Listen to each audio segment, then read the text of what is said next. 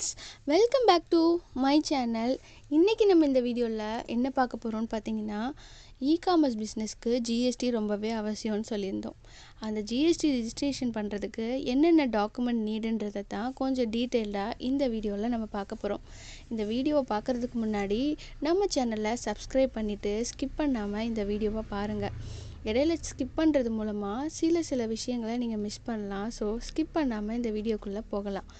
என்னென்ன document NEET அப்படின்னு பார்த்தோன்னா, பேன் கார்டு, ஆதார் கார்டு, அப்புறம் உங்களோட ரீசெண்டாக எடுத்த photo, phone number, email ID, address proof, then saving account.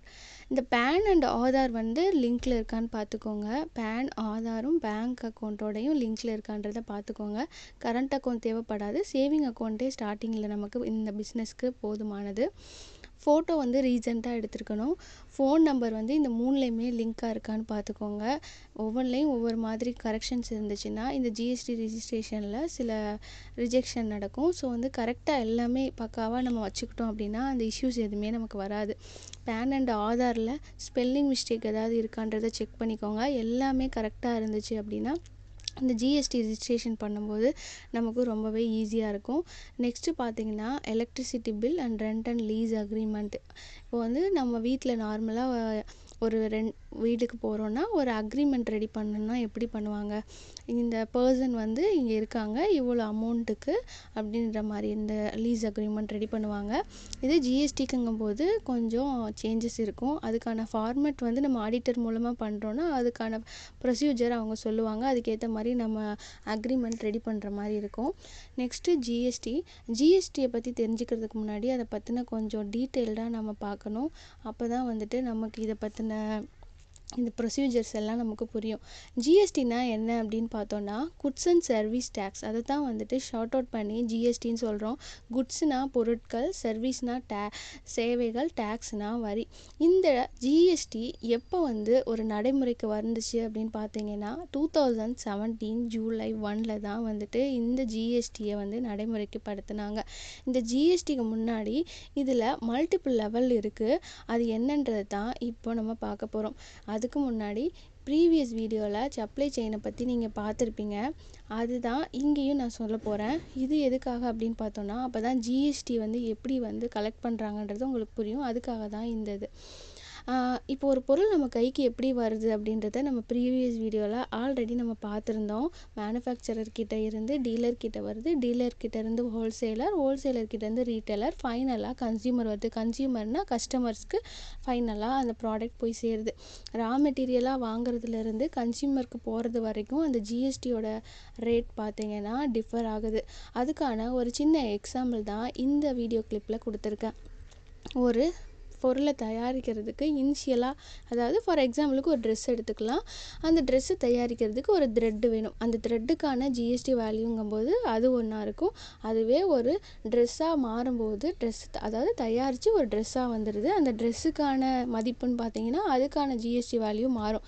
அதை தயார் பண்ணி அதிலிருந்து ஒருத்தருக்கு வருது, அந்த ஜிஎஸ்டி வேல்யூ டிஃபர் ஆகும். ஃபைனலாக கஸ்டமருக்கு வரும்போது ஒரு ஜிஎஸ்டி ரேட்டு மாறும். ஸோ டிபெண்டிங் ஆன் த கேட்டகரியை பொறுத்து தான் இந்த ஜிஎஸ்டி ரேட்டு நிர்ணயம் பண்ணுறாங்க. அதாவது இதில் 4 மெயின் இருக்குது. 5%லேருந்து 28% வரைக்கும் இந்த ஜிஎஸ்டி ரேட் கலெக்ட் பண்ணுறாங்க.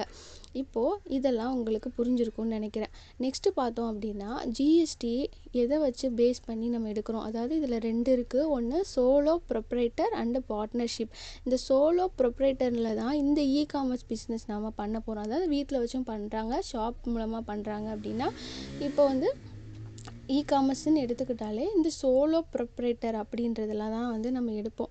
பார்ட்னர்ஷிப்னால் உங்களுக்கு புரிஞ்சிருக்கும். ஒரு பர்சனு அல்லது அதோட ஒன் ஆர் மோர் பர்சன் அதில் இருக்கிற இன்வால்மெண்ட் ஆகிருப்பாங்க. அதுதான் பார்ட்னர்ஷிப்.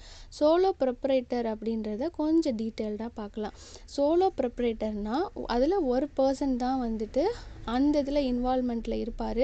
அதில் வரக்கூடிய ப்ராஃபிட்டாக இருக்கட்டும், லாஸாக இருக்கட்டும், அது எல்லாமே அவருக்கு மட்டுமே சார்ந்தது. அவர் தான் அதை ஃபுல் அண்ட் ஃபுல் ஹேண்டில் பண்ணிக்கணும். எல்லாமே அவரை சார்ந்தது. இதுவே ஒரு பார்ட்னர்ஷிப்னா அதில் 1 ஆர் மோர் பீப்புள்ஸ் வந்து இன்வால்வ்மெண்ட் ஆகிருப்பாங்க. ஸோ அதில் வரக்கூடிய லாப நஷ்டங்கள் எல்லாத்தையுமே வந்துட்டு அதுக்குள்ளே இருக்கிற எல்லாரும் வந்துட்டு ஷேர் பண்ணிப்பாங்க. இதுதான் ப்ரொப்ரைட்டருக்கும் பார்ட்னர்ஷிப்புக்கும் உள்ள டிஃப்ரெண்ட்டு. இப்போ உங்களுக்கு கண்டிப்பாக புரிஞ்சிருக்கும். நமக்கு காமர்ஸ் பண்ண போகிறவங்களை வந்துட்டு நம்ம ரிஜிஸ்ட்ரேஷன் பண்ணும்போதே வந்து சோலோ ப்ரொப்ரைட்டரில் தான் ரிஜிஸ்டர் பண்ண போகிறோம் அப்படின்றத ஆடிட்டர்கிட்ட நம்ம சொல்லணும். ஸோ இந்த டாக்குமெண்ட்ஸ் எல்லாம் கரெக்டாக இருக்குது அப்படின்னும்போது இது வெரிஃபிகேஷனுக்கு போகும். வெரிஃபிகேஷன் முடிஞ்சதுக்கப்புறம் உங்களுக்கு ஜிஎஸ்டி வரும். ஜிஎஸ்டி நம்பர் வந்ததுக்கப்புறம் நீங்களும் இந்த காமர்ஸ் பிஸ்னஸை ஸ்டார்ட் பண்ணலாம். கண்டிப்பாக இந்த வீடியோ உங்களுக்கு ரொம்பவே யூஸ்ஃபுல்லாக இருக்கும்னு நினைக்கிறேன். இந்த வீடியோ ரொம்ப யூஸ்ஃபுல்லாக இருக்குன்னு நினச்சிங்கன்னா கொஞ்சம் லைக் பட்டனை தட்டி விடுங்க. நிறைய பேர் வீடியோ பார்க்குறீங்க, ஆனால் மோட்டிவேஷனுக்காக ஒரு சின்ன இது கூட கிடைக்கிறதில்ல. ஸோ மறக்காமல் லைக் பண்ணுங்கள். கண்டிப்பாக உங்களுக்கு இந்த வீடியோ ரொம்ப யூஸ்ஃபுல்லாக இருக்குன்னு நினச்சிங்கன்னா உங்கள் ஃப்ரெண்ட்ஸ் அண்ட் ஃபேமிலிக்கு ஷேர் பண்ணுங்கள். Thanks for your valuable time. Thank you so much.